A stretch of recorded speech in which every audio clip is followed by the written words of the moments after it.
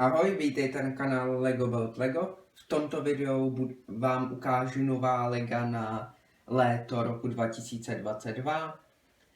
Říkám teď předem, že je to fakt jako bomba, vyjdou zatím jsou to 3 nový modely, které se plánují, že vyjdou 1. srpna, ale nejspíš tam bude mezi nima i jedno LEGO Technic auto, což každý rok vychází vždycky nějaká řada Technic modelů a na konci je vždycky nějaký model auta.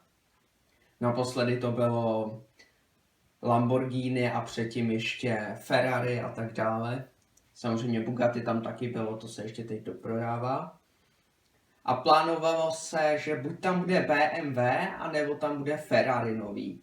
Ale to se ještě, o tom se může spekulovat zatím. Ale 1. srpna vyjdou ty 3 velký sety, ten největší bude stát asi $600, což je jakoby docela dost. Já vám ještě napíšu do komentářů, že určitě nebudu na tady tom kanále točit všechny 3, to bych asi mi chcípla peněženka, ale určitě jeden menší set tam natočím. Já vám to teď nebudu prozrazovat, uvidíte v tom videu.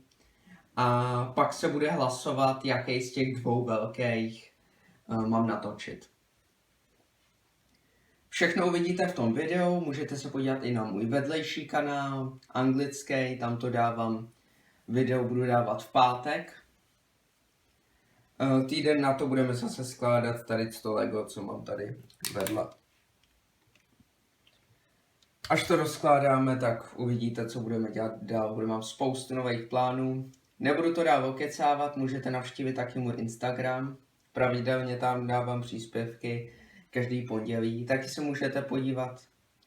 No, asi už jsem řekl všechno. Nebudu to dál okecávat, užijte si video, zatím čau.